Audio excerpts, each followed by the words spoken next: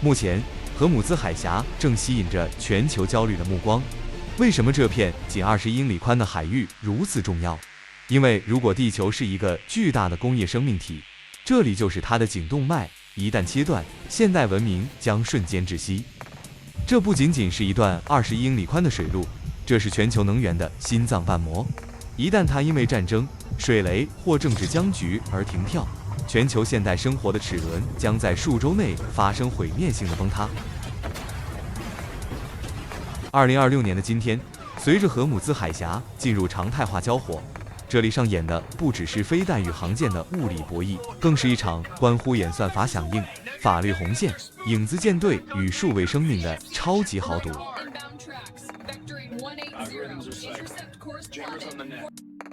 沒人能置身事外，從紐約的加油站到東京的化工廠，再到你此時手中正在充電的手機，都與這片蔚藍海域的呼吸息息相關。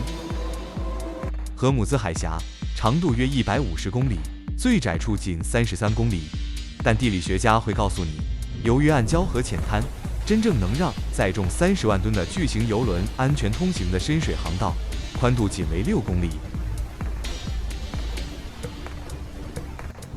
但這只是物理層面的局促，真正致命的是法律層面的灰色地带。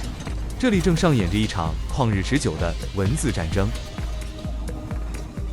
根據1982年聯合國海洋法公約，此類海峽適用過境通行權。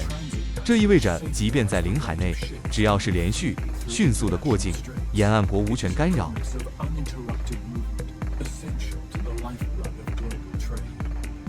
在這種權利下，潛艦甚至可以潛航通過。然而，博弈的詭譎就在於此：美國雖然遵守公約，卻至今未正式簽署；伊朗簽署了公約，卻從未批准。德黑蘭堅稱，這裡只適用更嚴苛的無害通過權，這意味着潛艦必須浮出水面，且沿岸國有權以安全威脅為由臨時關閉。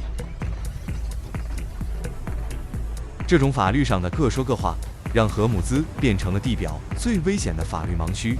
每一次美軍艦艇的過境，本質上都是一次主權邊緣的極限試探。為什麼全世界都盯着這塊彈丸之地？因為這裡每天流淌着約2100萬桶原油，佔全球石油海運量的1/4。我們需要重新審視亞洲對這裡的依賴。中國作為第一大買家，儘管有戰略儲備和俄羅斯陸路供油，但海峽封鎖意味着東南沿海工業帶的能源成本將瞬間失控。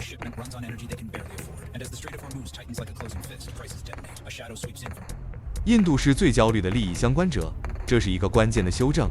2026年，印度約55%的原油進口高度依賴此地，新德里的戰略耐性正在受到前所未有的考驗。日本與韓國的石油依賴度分別高達90%和70%。在海峽封閉的第14天，這兩個國家的整個社會機器就會陷入癱瘓。更諷刺的是，能源轉型的悖論。我們以為在逃離石油，但2026年，全球為了減碳，對液化天然氣 LNG 的依賴達到了頂峰。卡達透過海峽運出的 LNG 支撐着歐洲的供暖和亞洲的重工業。我們不是在擺脫枷鎖，我們只是給這道20英里的枷鎖換了一把更精密的鎖。如果你認為封鎖海峽只是攔住油輪，那你就低估了現代戰爭的維度。在那些油輪下方的深處，躺着全球網際網絡的隱形生命線——海底光纖。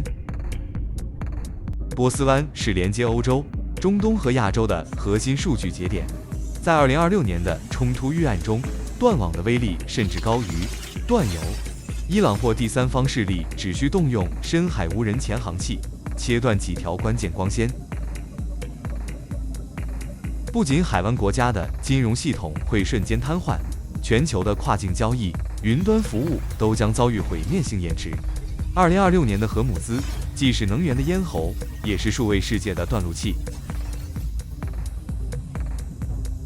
為了理解2026年的危機，必須回顧1988年的郵輪大戰。當時美軍發起了自二戰以來最大規模的海上交火——螳螂行動 （Operation Praying Mantis）。但40年後的今天，戰爭形態已經徹底幽靈化。2026年的海面上，穿梭着數以百計的影子艦隊。這些郵輪關閉了 AIS 定位訊號，頻繁更換國旗和船名，以規避制裁。這讓識別敵我變得極度困難。一旦衝突爆發，誤傷中立國商船的幾率是1988年的10倍。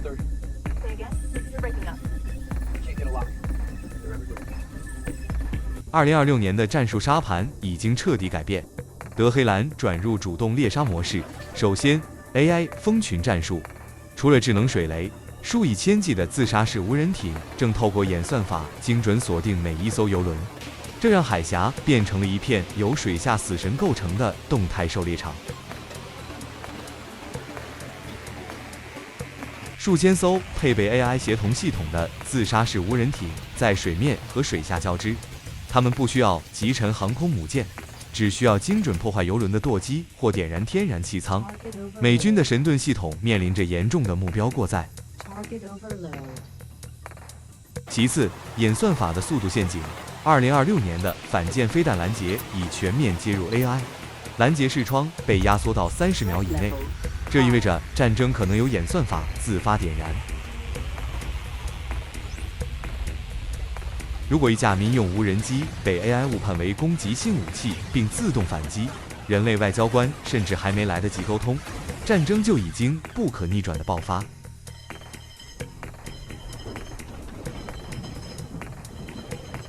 在此，高超音速與反艦彈道飛彈，北岸扎格羅斯山脈深處的地下掩體中，15馬赫以上的法塔赫系列飛彈隨時可以覆蓋整個海峽。